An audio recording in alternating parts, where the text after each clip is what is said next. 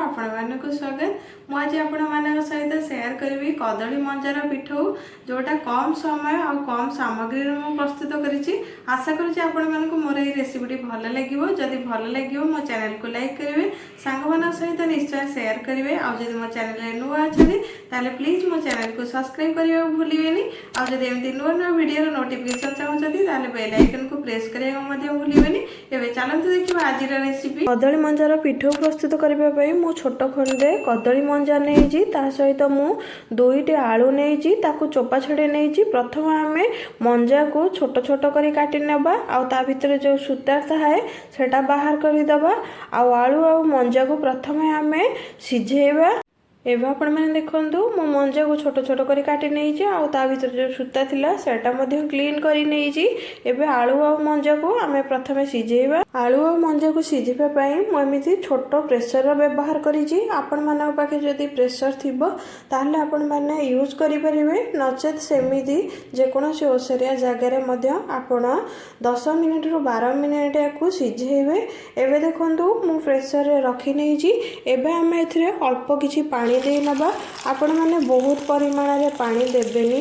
देखो आपण मैंने जमी अल्प टिके मंजाटा बुड़ीकी रही पारुथिबो सेतिकी ही पानी देबे। एबे हमें एथिरे अल्प टिके हळदी गुंड पकई नबा। हळदी गुंड पकई सारा परे हमें प्रेशर रो कवर देई नबा। प्रेशर रो कवर देला परे मु एबे गैस ऑन करी नेइची। मिनिमम 10 मिनिट पर्यंत हमें वेट करिबा। आकु सिझेइबा को टाइम 10 मिनिट ही लागिबो। आपण माने ए टाइम रे गैस रो फ्लेम टी हाई रे रखिबे, बिल्कुल छीटी आसीबा को देबेनी। एबा आपण माने देखंतु हमें मंजा और आलू को गैस ऑन करके बसाबार पूरा 10 मिनिट हो गलानी और सीटी दबार टाइम मध्य हो गलानी। आपण माने ए टाइम रे गैस को बंद कर देबे। सीटी बाहर को आसीबा को देबेनी और पूरा ठंडा हबो जते बेले से टाइम रे ही आलू और मंजा को आमे काढिबा। एबा आपण माने देखंतु मो प्रेशर ठंडा हबा पई छाड़ी थिली। एबे प्रेशर ठंडा हला परे मो कवर काढी नेइची। एबे आपण माने देखंतु आलूटा मध्य हमर पूरा भल से सिझी जाइची। देखंतु आपण माने आलूटा पूरा भल से सिझी जाइची। मंजा मध्य हमर सिझी जाइची। देखंतु आपण माने मंजा मध्य सिझी जाइची। एमिति ही सिझीथिबो ताहले आपण माने जानि परिबे जे जेतेबेले मंजार पिठौ प्रस्तुत करिवे आपनकर बहुत भल पिठौ होबो। एबे हम याको अलगा जगह गोटे काढी नबा। एबे आपण माने देखंतु मो अलगा जगह काढी नेइची। एबे हमें आलू सहित मंजा को बहुत भल से चकड़ी नबा। एबे आपण माने देखंतु मो मंजा आ आलू को भल से चकड़ी नहीं। एवं आम कौन यूज करवा सेटा देखी नौजी। प्रथम ए अल्प टिके हलदी गुंड मुझे नौजी। 2टी पियाज मुझे पतला पतला करी काटी नहीं। आपण मैंने पियाजर परिमाणटा कम बेसी नहीं पारती। एवं आम आपको पकई नवा। 4टी कंचा लंका ताकू मुझे छोट छोट करी काटी नहीं। आपन को जेतिकी राग खाइबा पसंद आपण से अनुसार लंकार परिमाणटा यूज करें। एवं एक आम पकई नवा। अल्प किसी भेसुआ पत्र मु व्यवहार करी। आपण माने भेसुआ पत्र जगार धनिया पत्र रे यूज करें। किंतु भेसुआ पत्र धनिया पत्र अपेक्षा टिके बहुत भल बास्ना और स्वादिष्ट लगी थाए। एवं आकु पकई नबा।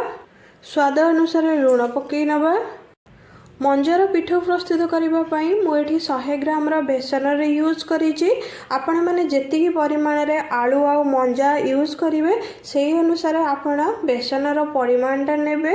एबे आमे बेसन को मध्य सहित पकई नबा। एबे सब जिनस पकईला परे एको हाथ साहाय्य आम चकटी नबा।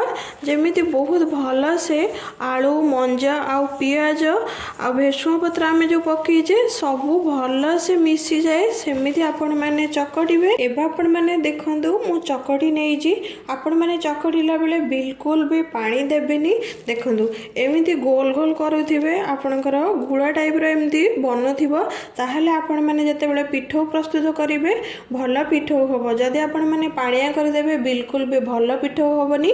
से एमती टिके जमी गोल गोल रही पारुथिबो सेमिति ही आपण मैंने चकटिबे।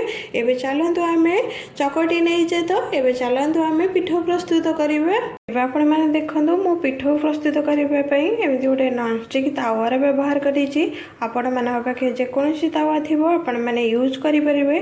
कड़ाई रे मध्ये आपण करि परिबे। एबे मो गैस ऑन करि नेइछि। आमर तावा मध्य गरम हो गलानी। एबे आम एथिरे तेल लगई नबा।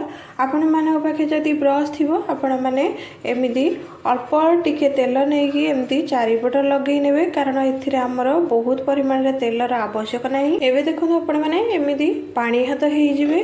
आ जेतिकी आपणकर जो साइज रो आपणकर पिठौ करबा दरकार आपण सेतिकी परिमाण रे नेबे। देखंतु आपण माने एमिदी गोल करी नेबे ताकू। एबे देखंतु जो गोल टाइप रो हमें प्रस्तुत कर देइचे ताको आपण माने तावा पर रखिबे।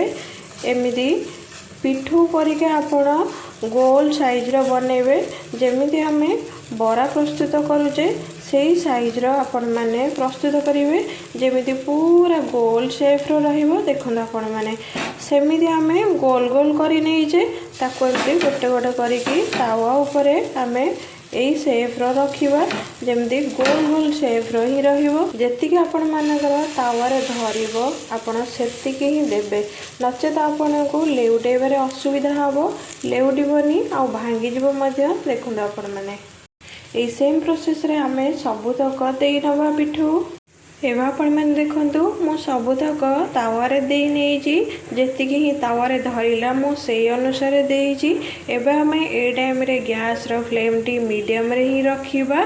आ अल्प टिके तेल मध्य मु ता ऊपर देइची, आपण माने देखि पारुथिबे।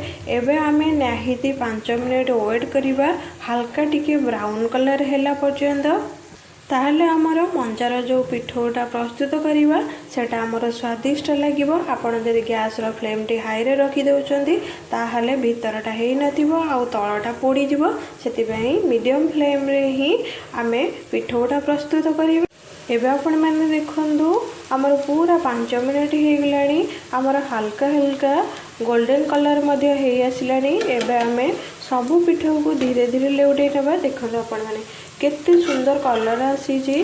आम धीरे धीरे करी सबु तक एमती लेउटे नबा। देखंतु आपण माने आस्ते आस्ते करिकी लेउटेबे, ताहले आपण मानकर बिल्कुल भी पिठौटा भांगीबनी, भल से पूरा लेउटे हेई परिबो। नचेत आपण जदि जल्दी जल्दी रे लेउटे देउचंती ताहले भांगी जिवो आ बिल्कुल भी पिठौ भल बनिबनी। देखंतु आपण माने मु सबु पिठौ को लेउटे नेइची, केते सुंदर मध्य हमर तळपटा हेई जाइतिला। एबे आमे पुनी 5 मिनिट लेउटेला परे पुनी 5 मिनिट रखिबा।